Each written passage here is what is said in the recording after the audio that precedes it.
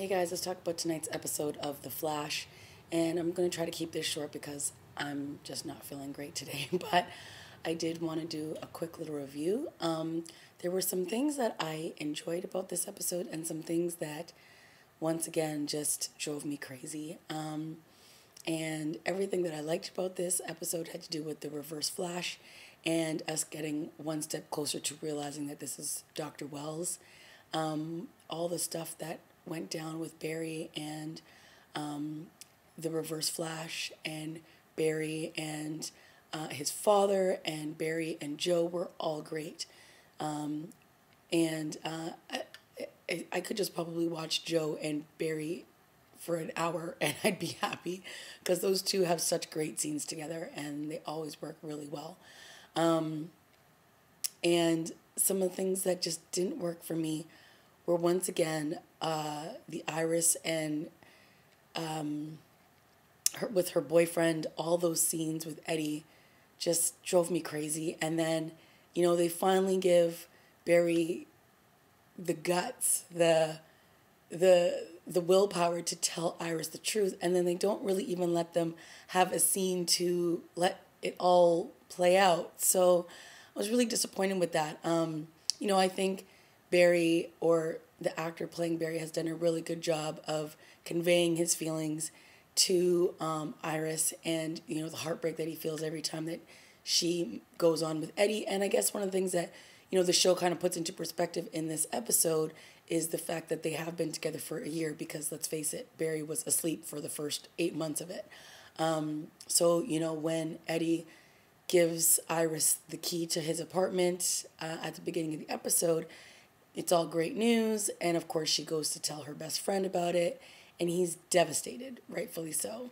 And, of course, when he goes to visit his dad, it seems like everybody except for Iris knows that Barry is so in love with her.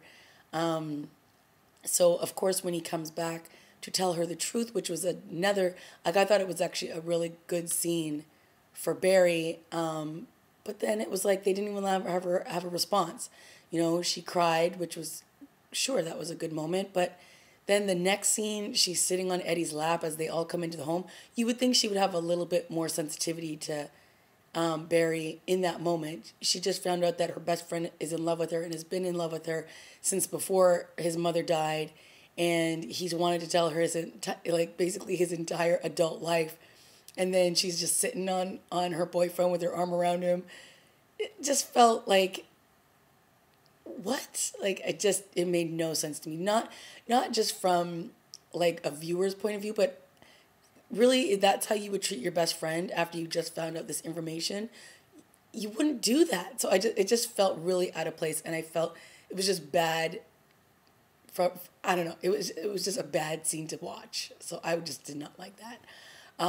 So I don't know. We'll see what happens moving forward after it comes back from the Christmas break.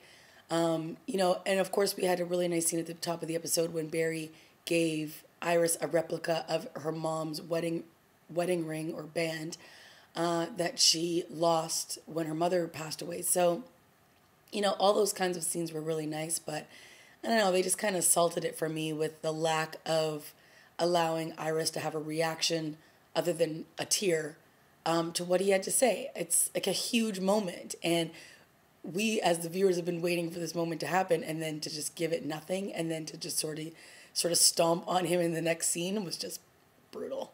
So of course we had some great stuff with Ronnie in this episode. Of course we got a glimpse of him in last week's episode, that he was still alive and well. Well, I don't know how well he is, but he's alive, and he's basically bursting into flames from the top of his head to the bottom of his fingers. So yeah, he definitely has some metahuman activity going on with him. And Caitlin came face to face with him in this episode, and she even brought Cisco into it to ask him for help. And then when they basically come face to face with Ronnie, Ronnie is denying that he is Ronnie. And then at the end of the episode, he tells Caitlin to not track him down again after he saves Barry from the reverse Flash.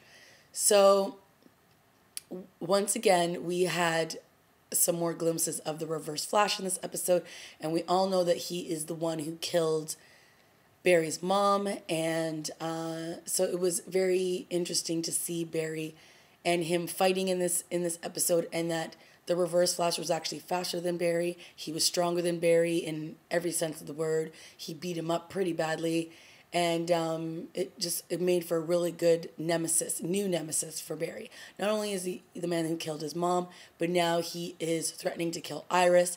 He's put Joe into a chokehold. He's threatened a lot of people's lives, and it'll be interesting to see how we move forwards with this character. So of course at the end we see Harrison with a ring that has like the Flash symbol on it, and it opens up all these secret compartments in his little STARS lab, and he reveals the suit that belongs to the Reverse Flash, and then he puts that device on the chest, and then all of a sudden he says Merry Christmas, but in what sounds like the same voice that the Reverse Flash was speaking in through the entire episode. So this obviously to me seems that the Reverse Flash is indeed Harrison Wells. Now, what obviously is trying to throw us off is in the episode, there was that big scene where the Reverse Flash was captured in STAR's lab, and he was in like behind this like force field, and Harrison was there as well. And he was sitting in the wheelchair, and then the Reverse Flash was able to get through it, grabbed him, brought him into the dome that they had created with this force field, and was beating Harrison within an inch of his life. And then Joe actually is the one who saved him. But it's interesting that they had that scene happen because obviously we're seeing the Reverse Flash and Harrison in not one of the same. So to see him at the end with the suit and to have the voice mimicking who the Reverse Flash sounded like is very intriguing to me. So of course the Reverse Flash was antagonizing Barry throughout this entire episode, and we got another flashback to when his mom was still alive, and of course Cisco points out that when Barry and the Reverse Flash were fighting, it created this yellow and red sort of orangey glow, and that is the same glow that Barry had spoken about when his mom died. So this leads Cisco to believe that there was somebody else in the room the night that his mom died, and that there was another Speedy person in the room. So there's another witness to Barry's mom's murder. So yeah, it was a good episode, but again, like, I don't know, the stuff with Iris, it's like hit or miss for me, because I feel like she's very important to this story. And, as of late, we've been getting some really good scenes between her and Barry, as well as her and the Flash. And then in this episode, it just seemed like they just tossed aside the fact that Barry just opened up his heart to this girl that he's been in love with. And we've been waiting, 8 episodes to see this moment happen? 9 episodes. And the response to that big reveal is nothing.